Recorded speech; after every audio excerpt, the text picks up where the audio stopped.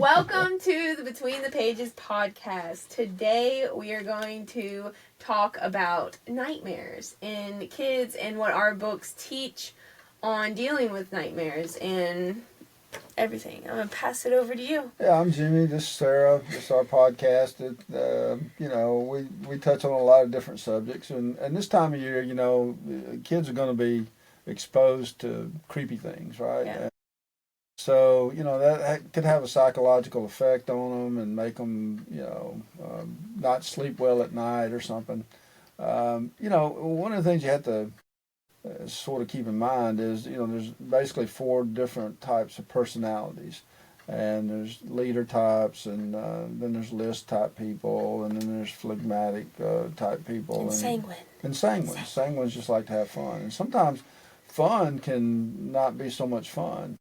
And so, as it is, it can be traumatic. It looks like fun. Yeah, or it's fun to this person and not fun to the other person. Right. And so, your children are blended. There's no escaping it. Whether you're in the public situation or not, they're gonna see right stuff. And there's no one personality type fits all. Okay, some people, but if you look at your child's behavior, you'll determine that this one's more sanguine than they are melancholy, or they're more choleric than they are sanguine, or because of one trait or the other. It doesn't mean. And so some people are just a little more sensitive to things than other people are, and it affects them in a negative way. So you should shelter your children from having to see that or participate in it. If it's something that whatever that is out of your control, some event, school event or something, and you didn't want your child to be participating in it, but the authority there, that's what they did. Well, now it's your problem. You get to deal with it. Child comes home, can't sleep, is agitated or whatever. You have to work through that. And if you have a good relationship, the child will tell you, I'm afraid of this, or I'm afraid of that. Some of the ways they present material makes, children think that, the world's going to end because we don't take care of it or something, and just all kinds of things. And it gets in their head, and their subconscious works on that. Now, our books, our stories, we try to attempt to focus mostly on the positive side of things. I mean, we have light, cheery colors, and that kind of stuff. But, like Jake and the snake, he's faced with, a situation. He faces it with courage. But some children don't have courage. They're weak or whatever, and so you got to learn to help them develop that courage. Which also goes back to what you're inputting in. Yeah, exactly. And so you're not going to output what you don't input. We're not going to be able to solve all the problems here today. I can assure you that. But we can at least say, okay, in the situation with Jake in the dark alley, the dark alley's symbolic there. Zake is trying to lead Jake astray. But, you work hard. You seldom take a break. Yeah. And Zake is trying to pull Jake off course, and he considers it kind of briefly. Yeah, you can see that. He's like, I don't know. Is that a good idea? Seems like that's an easy life. He's pondering, what Zake is saying, but in the end, he's like, no, that's not going to work. It's not going to work for me or whatever. Well, some children aren't that strong, and some children go, yeah, we can do this. I can just be, whatever. And, it's your job to kind of pull them back on course. Yeah. So that can be difficult. But, some children, like I say, they things of that nature this time of year. And so the thing you have to realize is, well, you want to comfort them and you want to assure them that it's all okay. Jesus loves them, and, he cares about them and wants the best for them. And this is why you wouldn't want to look at something like that. Oh, yeah. don't look out that side of the window, Yeah. out of the car. Yeah. Look over here at the cows. Right. So that's one of the things in Jake is at the end of the book, Jake, he reads the blessing. Yeah. Over. That's what I was going to say. You read the blessing over your kids. Yeah. And it's not like, oh, one and done. I read the blessing over my kid one time from Numbers. And it's like everybody recognized it because, from Star Trek, Spock and Kirk, they were Hebrew in their lives and whatnot. And so, you got the Aaronic blessing over the children. Well, basically, that's this blessing that that Spock would do: live long and prosper. Yeah. That's what that blessing is. You want your child to live long and prosper. Well, you can read that blessing over your child. You can pray that blessing over your child. And I remember when Lillian was struggling and stuff. I read that over her like every day. Yeah. And that's okay. Yeah. And it's not. Oh, I heard somebody one time say, oh, if you read the same prayer every day, it doesn't have the same meaning. That is not true. It has the same meaning. God gave us this blessing for our children. Right. And so that's the whole idea behind Jake and the Snake, is to get the parent to look at that blessing at the end of the book and read it. The child go, what's that say? And they read the blessing and they bless their child. Yeah. That's the whole idea, is to bless your child, and basically, no matter what you do, sooner or later, your child's going to be in God's hands, okay? I mean, they're going to move out, they're going to get jobs, get married, grow up, move away. Yeah, that's what we were talking about. Even you can shelter, per se, your kids from these aspects that in the world that can change their brain thought process, but eventually they're going to be out. You don't want your 3-year-old watching a horror film, Right. but eventually they'll be 18, 19, 25. Do you really still, they're adults, but you always, as a parent, I don't care how, I know mine are little still, but I don't care how old they are, I'm still going to want them to be well and making good choices. Yeah. And so setting that foundation now and not letting their brain be... I mean, because when she was young, she didn't think like that at all. But now she's a parent, and she was on the other foot, and it's like, aha, kind of thing. Yeah, I'm glad to see you thinking this way. Yeah, I'm just glad to see your views. Whatever. And so I guess that's the thing, you have to, take everything in context. And so when you're taking a look at Abel. Mabel, she gets addicted to the cable. Yeah. And she can't break away from it. And they make it that way. Well, so that it's like the little baby amounts of dopamine. And so, I need more. I need to watch the next episode. I need to see the next clip. And so what you're trying to communicate in that book is guard your eyes. Yep. I mean, guard what you look at, guard what you listen to, because it's not, And talk about that. Don't just tell your kids, oh, you can't watch it because I said so. Yeah. It's like, no, there's reasons for this. I mean, maybe not when they're 2 and 3. Yeah, but talk to them about it. These things in these videos and in these music change and alter your actual brain and how you think about things and what's going on. And we're off topic because we were talking about nightmares. But it goes together because what you're inputting in is some of the music goes into your subconscious. Out there is just not positive. It's not. And the melody, the music is nice, but the words are just not good. And so, one of them, and I don't talk a whole lot about this, but I watched a video series one time. They sold their souls for rock and roll. And after I watched it, and for months it bothered me. I'm like, okay, I listen to that type of music. I do that, and but I guess other people probably maybe listened to the same series and took no action. But I took all of that stuff because I saw it as like a gateway, as a problem for me, and and that's what they say. I destroyed it. Yeah.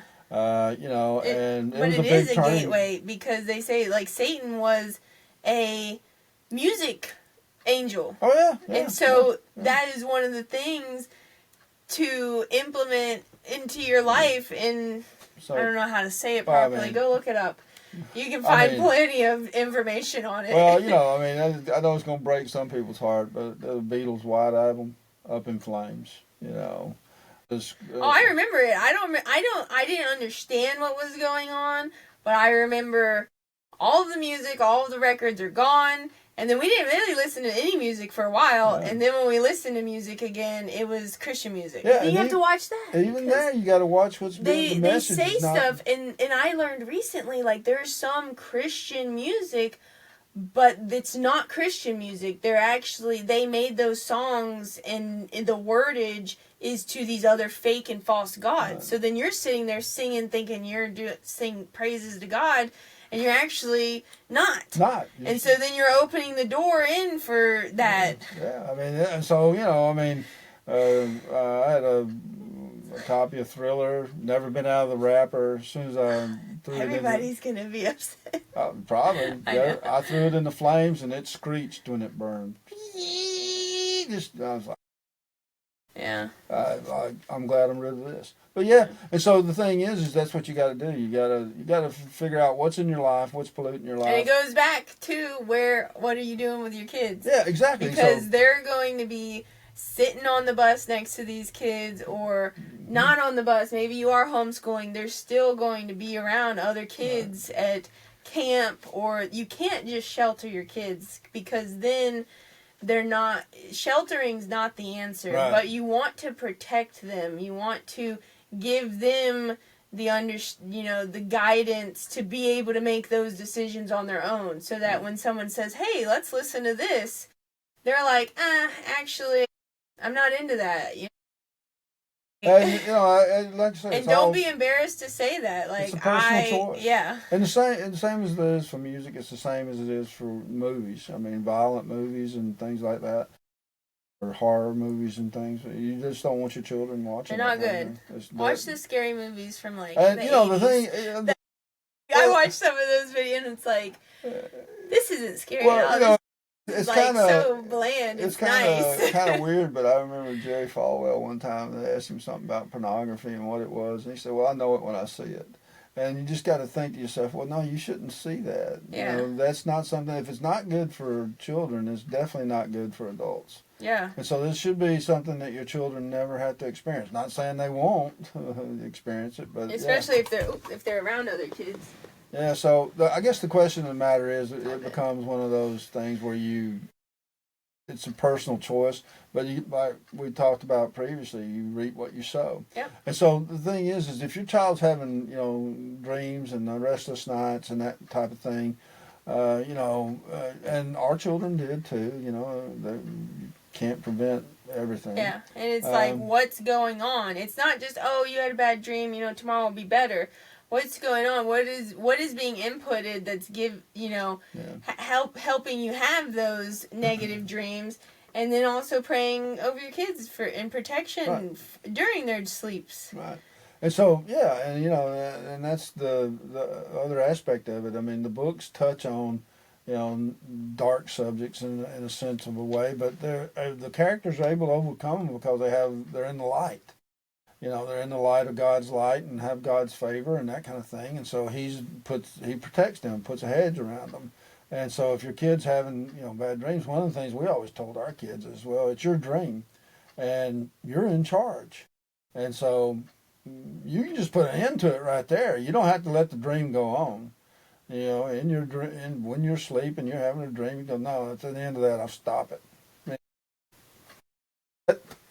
Pause. No more dream like that, Yeah. And so you are in charge of your dreams. You're in charge of your subconscious. You're in charge of your mind. And what you're supposed to do is take these evil thoughts and these evil things that you see and put them captive. Bind them up and, don't resurrect them out. Don't go, if there's some, video or something that's a problem for you, cast it out, get rid of it, put it in the trash, burn it, get rid of it. Don't continue with that. Yeah.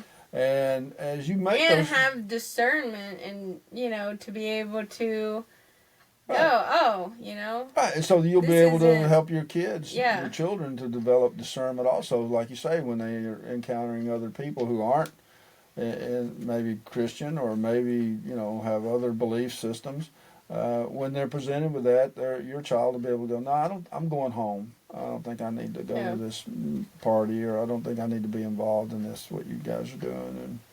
and you'll be having a long-term effect. And it's not when they turn 13 that you start going, oh, gotta start teaching them this. These days it's a little late at 13. Yeah. I mean, they pretty much form their worldview when they're before then. So, and it's going to be hard to overcome. And the thing is, if you don't help your child, somebody else is going to. And so your child that may wind up being the county or the state or somebody like that that's going to help your child understand that what you're doing is not right. And so just do it now. It's hard. It's difficult. Save yourself some pain and suffering later on. Doesn't mean that we all, as parents, and nobody's perfect. You make mistakes. But if you have, like I said earlier, if you have Yeshua as your example of how to behave and the things to do, well, that's a big leap. Yeah, it's a great starting point. Yeah, over what other people have. So I hope we could probably go on forever. Yeah. Well, it's not just a cut and dry. Oh, my kid's having nightmares. Do this. It's the multiple parts of that. What's being inputted in? What's going on in traumatic experience, seeing stuff on the imaginary world or in real life, and then fixing that's like the Band-Aid. Fix that, and then also prayers. Well, that's what happened to Mabel. That's what I was going to say. That's what happened to Mabel. She got addicted to technology, but she couldn't break it herself. She needed a force outside of herself to help her do it. So you can't do it all on your own. You need Holy Spirit, the Holy Spirit of truth. It'll guide you, and Holy Spirit intercede on your behalf to heal your infirmities. And so it's the Spirit of truth, and your infirmities can be physical, spiritual, or mental, as we're discovering with the Mama Job series. And so, I just realized that you have a choice. Yep. And you can do something different.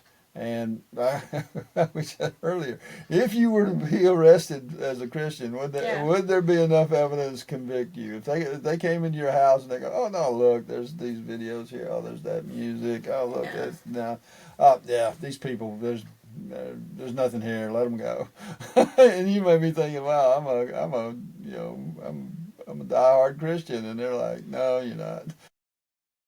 And I don't usually recommend this, but I've been reading the Pilgrim's Progress, and the Legacy Edition is just it's wonderful. Then towards the end, it's easier to read than the original version, Old English and whatnot, and it's just this Christian guy and the journey he's doing and all the characters he encounters.